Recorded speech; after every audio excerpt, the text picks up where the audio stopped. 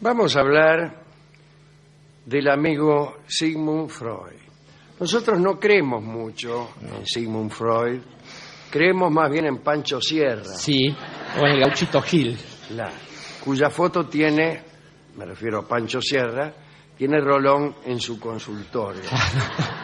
Mire que lo está mirando de atrás el Es señor este que Sigmund. tenemos nosotros aquí. Sí. No, Pancho Aquí Sierra. está justamente Pancho Sierra, ¿no? Bueno, no hablaremos hoy de sus teorías, ni tampoco de su prosa. Excelente prosa. Excelente, de las mejores del siglo XX, ciertamente.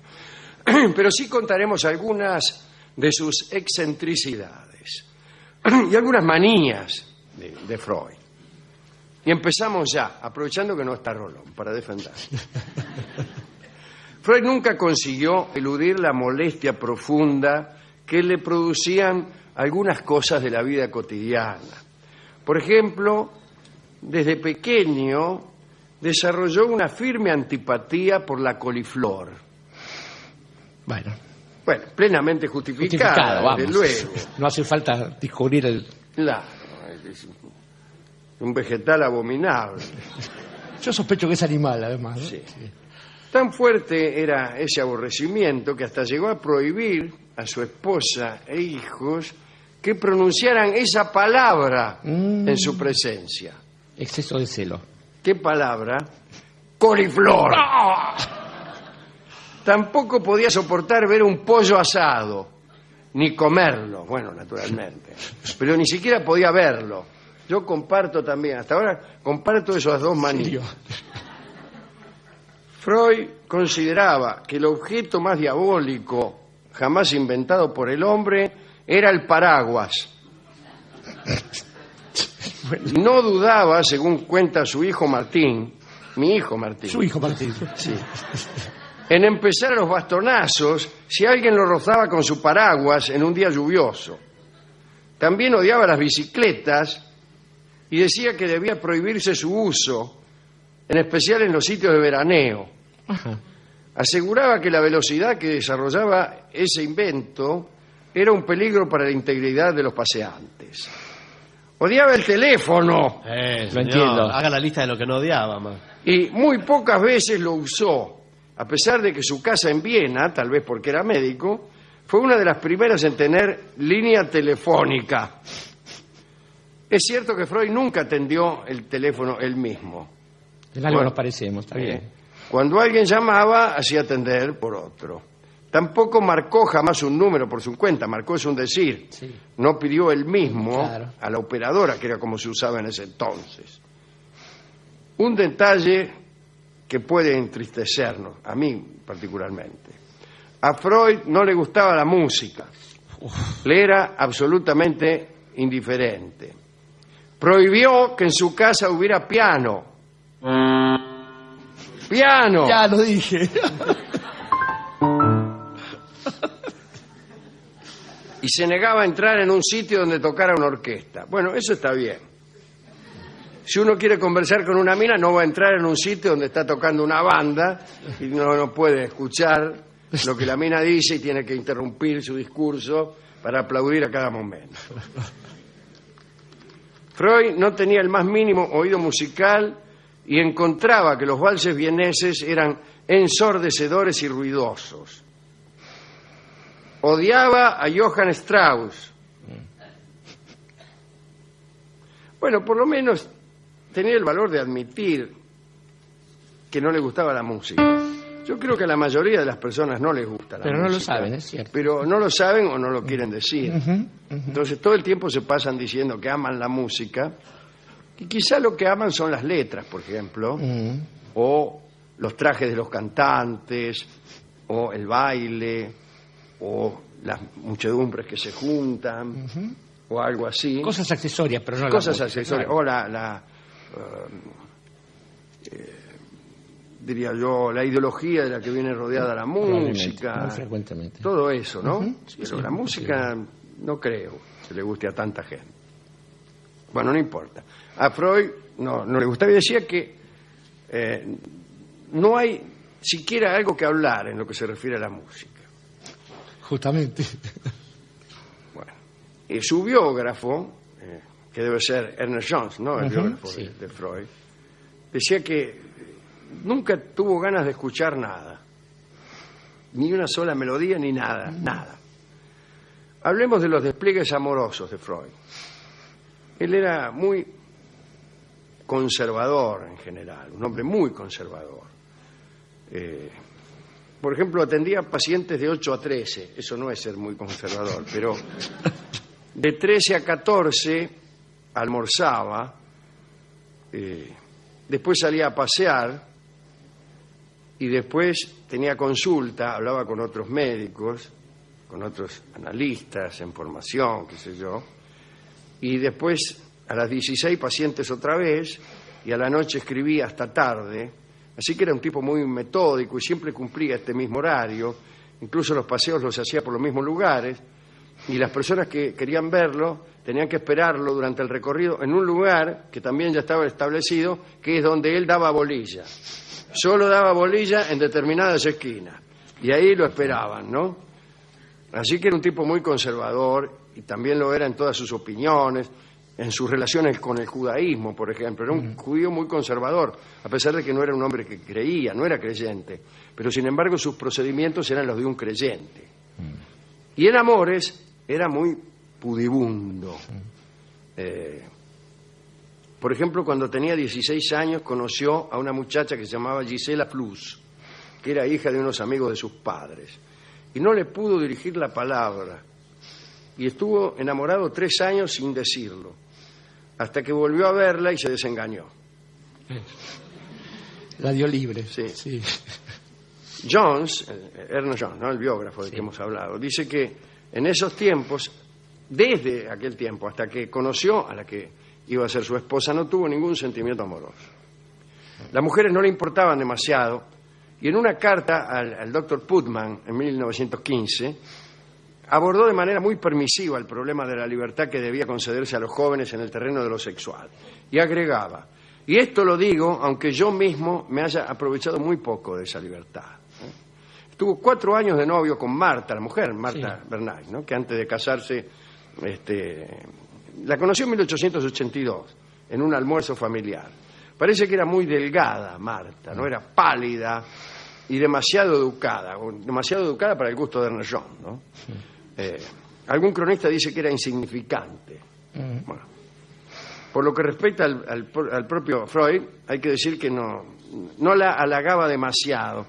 Tenemos unas cartas acá. A ver. Tenemos las cartas que le escribía Freud. Vamos a abrirlas. Sí. Dice, a ver acá. Ahí está.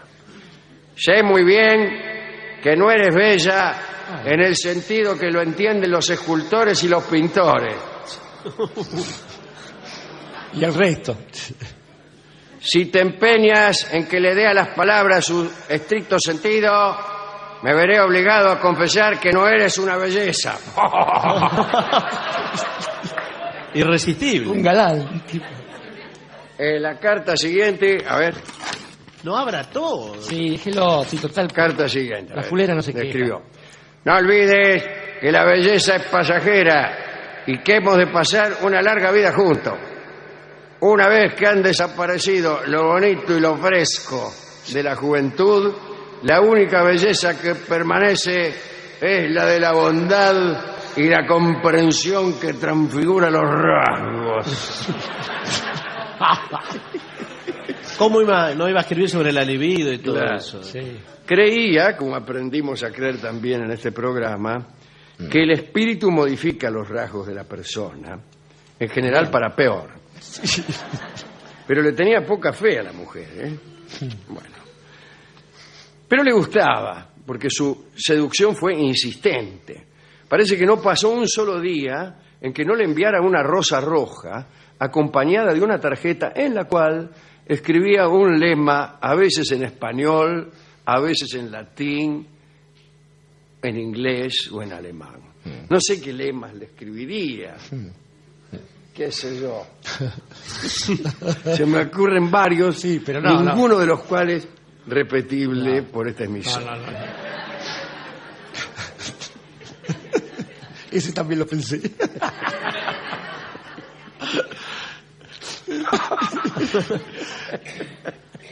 Bien. La petición de mano de Freud a Marta fue fijada para el día 17 de junio. Era muy supersticioso y eligió el número 17 porque interpretó que ese día era fasto. Lo interpretó, como bien sabemos, equivocadamente. Equivocadamente, sí, sí. Respecto a fechas, digamos otra cosa. Tras efectuar una serie de cálculos de una complicada extravagancia, Freud quedó convencido de que se iba a morir a los 62. Cuando esa fecha pasó, después de terrores y angustias, le manifestó a su paciente y colega, el doctor Ferenczi, lo siguiente. Sí. Eso prueba, dice Freud, la poca confianza que hay que conceder a todo lo sobrenatural. Esto es consistente con lo que nosotros opinamos. Sí, sí. Bien, dejemos así. Parece que era muy celoso también Freud, ¿eh? Los primeros celos que tuvo Freud con Marta fueron en relación con el primo de ella, Max Meyer. El tipo había sido el preferido de Marta en la adolescencia. Era músico, Max, mira. Justo. Y Sigmund le prohibió a Marta que llamara a su primo por su nombre de pila. Así que debía llamarlo señor Meyer. Bueno. Y Meyer fue suplantado en los celos por otro sujeto. Qué raro, esta especie de monogamia de los celos. ¿Por qué no se puede? Él no podía ser celoso de dos tipos. Es que él es así de serio y metódico. Mira, para ser celoso, claro. Meyer.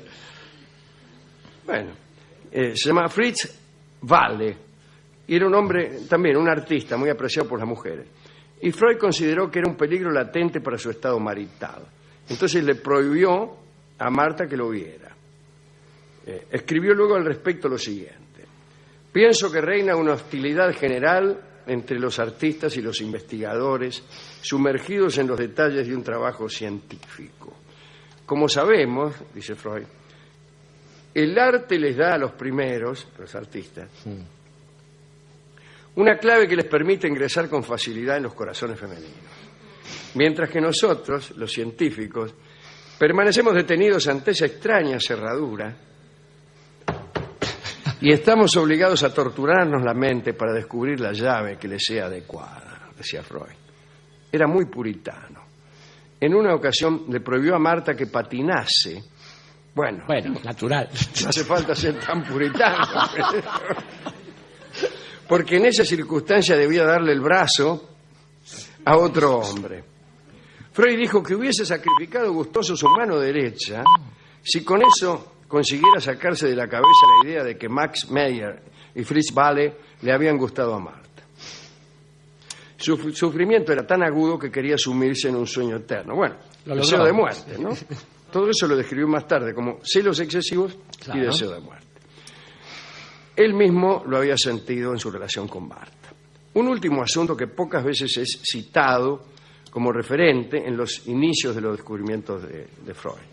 Entre los autores que lo ayudaron al descubrimiento del psicoanálisis hay que citar a Ludwig Born, un hombre que vivió entre 1786 y 1837. A Freud le regalaron sus obras completas cuando tenía 14 años. Y cuando años más tarde Freud incitaba a sus pacientes a que hablaran con entera libertad, a que hicieran asociaciones de ideas, ¿no?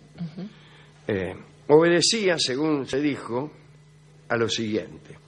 Freud había quedado impresionado por el texto de Born titulado ¿Cómo llegar a ser un escritor original en solo 3 días?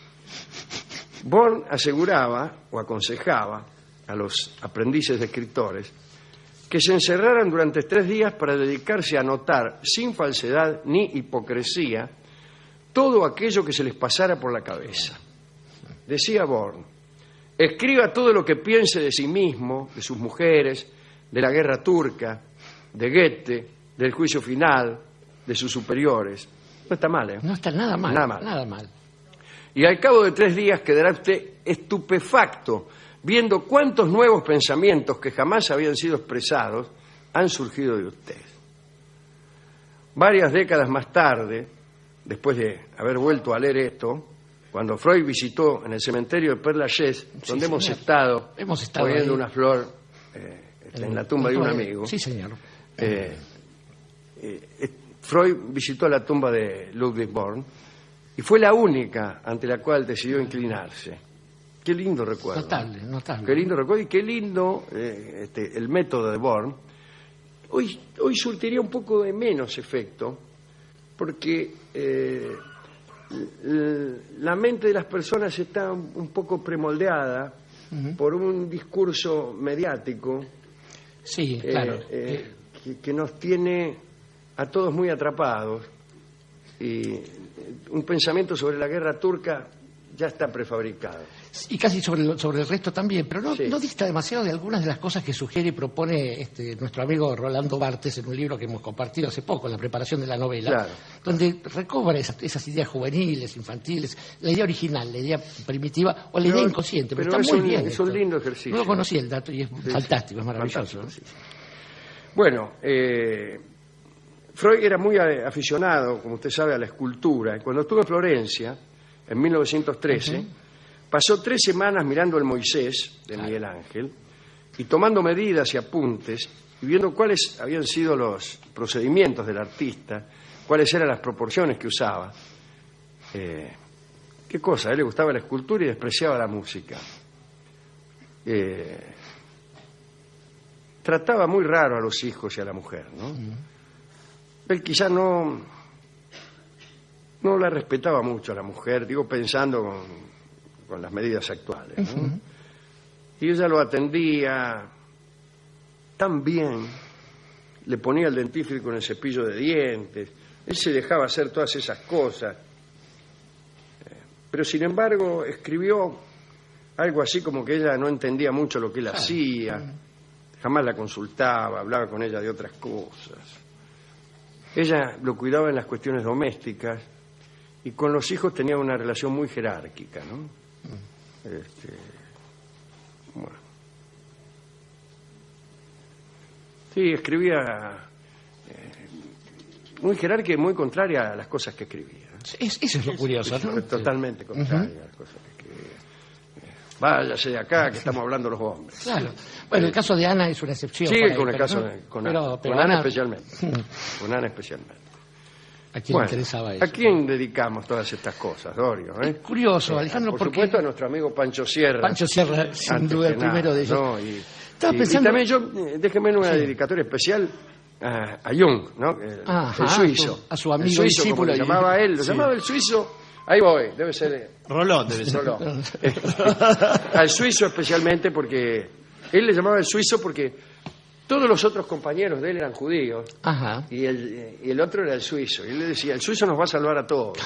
Porque él confiaba en que el suizo lo iba a hacer ingresar en la ciencia no judía. Exactamente. Además, recordemos que son años muy difíciles los que le toca Claro, vivir a bueno, Freud, nada claro, menos que el nazismo, ¿no? Estamos en el nazismo. Un día le hicieron firmar los nazis un certificado como que lo habían tratado bien. Claro, sí, Y él, sí. y él firmó y dice y firmó como que lo habían tratado bien y dice no solo eso sino que recomiendo el nazismo a todo el mundo. Estaba pensando en una mujer, Alejandro, que es Lu Andrea Salomé, que lo supo frecuentar, y ante la Luz cual... Salomé, que fue amiga de este programa. Amiga de este programa, Sí, largamente. sí, porque era bueno, después hablaremos de Luz. Digo, y que desmiente muchas de las cosas que aparecen en este relato, del cual dan cuenta no solamente Jones, sino muchos biógrafos de él. Yo me imagino también que todas estas cosas, estas especies de aprensiones y de odios, tienen alguna contrapartida rara. Imagino a él sacudiendo su bastón, pero ¿qué haría bajo la lluvia? Un bastón no se puede abrir nunca, y él sabía esto de las imposibilidades y las paradojas. Lo de Me la llamó la música... atención, ¿no? Que la afinidad entre el paraguas y el bastón. Vamos, Un bastón es un paraguas que no se abre. Justamente, no es poco. Si claro. hubiera tenido un analista Freud se lo hubiera comentado, por ejemplo. Lo mismo el caso de la música, porque la música, igual que las matemáticas y que buena parte de las mujeres, es difícil de ser amada si no se entiende plenamente. O sea, uno en los días que corren, la música ha sido tomada como una especie de artefacto casi publicitario, ornamental, barato, si se me permite la expresión, haciéndole perder su sentido de manera muy parecida a la que sufre la poesía. Digo, lo que conocemos como poesía no es poesía, lo que conocemos como música es una combinación de sonidos que difícilmente obedece a los principios más sagrados de la música. Me extraña que Freud, que supo amar las matemáticas y que supo amar ciertamente las mujeres y el saber, haya tenido esa aprensión para con la música. Quizás porque, bueno, era un lenguaje que le era ajeno y bien que estaba preocupado por saber qué cosas le deparaba su propio lenguaje. Pensaba también que hasta llegar al final de algunos de los momentos clave de su teoría, lo del Moisés demuestra otra cosa. Un judío ortodoxo y conservador jamás habría podido escribir Moisés, padre del monoteísmo, padre del pueblo judío, donde se desmiente, de hecho, buena parte del sustento dogmático del judaísmo, donde nos habla además de Amenofis IV y de toda esa posible genealogía. Empieza allí, ¿no? Empieza así, es maravilloso. Es un texto no solo de una belleza estilística notable, incluso en algunas traducciones, si no confiamos en la de López Ballesteros al español, podemos confiar en las traducciones francesas y qué sé yo, donde demuestra su gran capacidad para la prosa y su enorme amor por la literatura. Me llama mucho la atención este comentario sobre el arte como enemigo, puesto que buena parte de su teoría, de sus artículos teóricos, están nutridos, están marcados por una profusa cantidad de citas acerca del arte, desde las tragedias shakespearianas, las obras shakespearianas, hasta... Y por un conocimiento de los vaivenes del arte. Absolutamente. Y una su prosa es una prosa artística. Es una prosa decididamente artística. Y además el reconocimiento de obras que difícilmente le eran accesibles o cercanas o interesantes a un médico vienés o austríaco o alemán de esa época, como por ejemplo el Quijote, de quien él había disfrutado ciertamente mucho la lectura y la reflexión. Digo que también, respecto de algunas otras teorías, por ejemplo, el hecho de la enemistad hacia las coliflores, el pollo, el paraguas, el teléfono, los valses, es curioso que se haya quedado él en simplemente su odio, su molestia con estas cosas y nunca haya tendido a interpretarlas, incluso porque alguna referencia podría haber encontrado en su reflexión, en su intensa y constante reflexión. La gente que se dedicó a pensar en esos ámbitos oscuros de la vida, tenemos a un amigo de este programa como José, aquel que interpretaba los sueños del faraón, aquel que se peleaba con Putifar, claro, discípulo de José. Discípulo de José, nada menos. Él mismo se llamaba discípulo de José. Y es curioso porque ese territorio ha ¿Qué sido... José? Preguntan algunos. Bueno, aquel que interpretaba los sueños. Pregúnteselo a la esposa de Putifar. Que prosperó en Egipto, sí. Digo, y después también ha sido abordado el tema por otros muchachos un poco más desafortunados, Calderón de la Barca, etcétera. Y en general, igual que la música, igual que las matemáticas, igual que el verdadero amor por las verdaderas mujeres, viene siendo degradado por Occidente a tal punto que, a lo sumo, la mayor referencia respecto de los sueños ha sido aquella que nos emparenta con la quiniela y las plumitas del caburé. Digo que ciertamente el hecho de haberse sumergido en ese territorio nos habla de un hombre que ciertamente fue mucho más allá acerca de sus represiones, acerca de sus manías, acerca de este tipo de cosas en las que también aparece un hombre que no le pudo hablar a una mujer, estando enamorada de ella, la quiso hablar y se quedó temblando, diría alguno de nuestros muchachos. Pero en cualquier caso, sí nos ha enseñado la forma que cobra el malestar en la cultura, por ejemplo, cosa que deberían muchos aprender, cómo estar mal en la cultura, y también que hay cierta materia de la que pueden estar hechos, por ejemplo, los halcones malteses que se nos cruzan en el camino. Queda para gente muy triste, muy pobre, muy rastrera en su andar por el mundo el hecho de pensar que cuando uno se duerme, ese mundo maravilloso que se abre ante todos nosotros consiste en soñar y nada más. Y soñar y nada más es el balsecito que cantará para nosotros Libertad Lamarque.